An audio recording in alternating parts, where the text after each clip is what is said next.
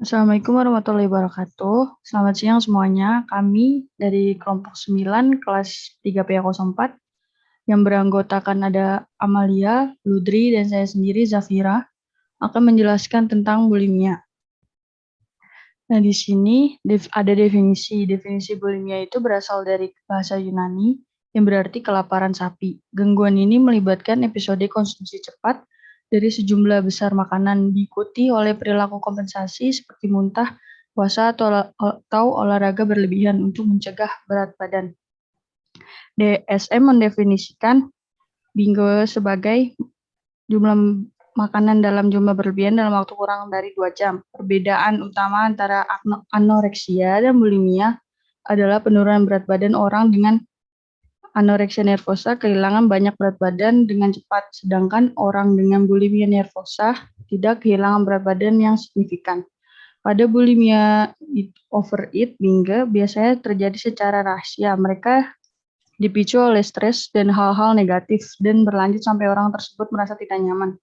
Seperti penderita anoreksia, penderita bulimia merasa takut berat badan bertambah dan harga dirinya sangat bergantung pada penampilannya. Biasanya orang tanpa gangguan makan tidak mementingkan berat badan, sedangkan orang dengan bulimia akan mengukur berat badan untuk memastikan sesuai dengan keinginannya. Selanjutnya ada kriteria akan dijelaskan oleh Amalia. Ya, terima kasih Zafira.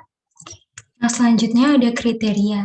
Kriteria ini yang pertama ada episode berulang dari binge eating yang ditandai dengan kedua hal berikut, yaitu makan dalam periode waktu tertentu. Misalnya, dalam periode 2 jam, sejumlah makanan yang dikonsumsi pasti lebih besar dari apa yang kebanyakan orang akan makan dalam periode waktu yang sama dan dalam keadaan yang serupa. Yang kedua, perasaan tidak dapat mengontrol makan selama episode tersebut. Misalnya, perasaan bahwa itu tidak bisa berhenti makan atau mengontrol apa atau berapa banyak yang dimakan. Selanjutnya ada perilaku kompensasi yang tidak pantas berulang untuk mencegah penambahan berat badan, seperti sebagai muntah yang diinduksi sendiri, menyalahgunakan obat pencahar, diuretik, atau obat lain, puasa atau olahraga berlebihan. Selanjutnya, binge eating dan perilaku kompensasi yang tidak pantas keduanya terjadi. Rata-rata minimal seminggu sekali selama 3 bulan. Selanjutnya, evaluasi diri terlalu dipengaruhi oleh bentuk tubuh dan berat badan. Gangguan tidak terjadi secara eksklusif selama episode anoreksia nervosa. Selanjutnya ada faktor bulimia. Yang pertama, ada faktor genetik. Orang dengan gangguan makan lebih cenderung memiliki gejala dari rata-rata yang tidak memenuhi kriteria lengkap untuk diagnosis. Studi tentang gangguan makan juga menunjukkan adanya pengaruh genetik. Yang kedua, ada faktor lingkungan, seperti interaksi yang berbeda dengan orang tua atau teman sebaya yang berbeda kelompok juga berkontribusi pada perkembangan gangguan. Yang ketiga, faktor neurobiologis hipotalamus, yaitu pusat otak utama dalam mengatur rasa lapar dan makan. Penelitian menunjukkan bahwa mereka kehilangan berat badan dan tidak nafsu makan.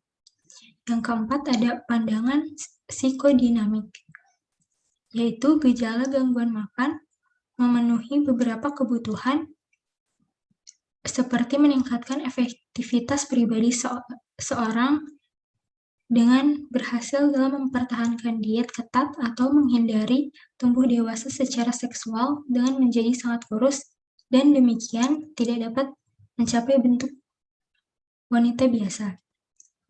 Selanjutnya, yang kelima ada kognitif. Bulimia nervosa dianggap terlalu khawatir dengan penambahan berat badan dan penampilan tubuh. Menilai harga diri mereka terutama berdasarkan berat badan mereka. Memiliki harga diri yang rendah. Yang keenam ada faktor sosial budaya, dan yang terakhir, faktor lainnya, pada etimologi gangguan makan, pengaruh kepribadian telah melihat bahwa perubahan neurobiologis terjadi sebagai hasil dari gangguan makan. Penting diingat bahwa gangguan makan dapat mempengaruhi kepribadian. Selanjutnya akan disampaikan oleh Ludri. Terima kasih Amalia. Selanjutnya, treatment. Treatment yang bisa dilakukan yang pertama dengan menggunakan obat-obatan. Karena bulimia nervosa sering disertai dengan depresi, itu telah diobati dengan berbagai cara antidepresan seperti obat fluoxetine. Yang kedua, dengan perawatan psikologis. Bulimia nervosa dengan terapi perilaku kognitif atau CBT. Orang dengan bulimia didorong untuk mempertanyakan standar masyarakat untuk daya tarik fisik. Orang dengan bulimia juga harus mengungkap dan kemudian mengubah keyakinan yang mendorong mereka untuk membuat diri mereka kelaparan untuk menghindari kelebihan berat badan. Jika kalian merasakan apa yang sudah kita jelaskan, harap segera periksa ke psikologis klinik atau psikiater terdekat. Sekian dari kelompok kami. Wassalamualaikum warahmatullahi wabarakatuh.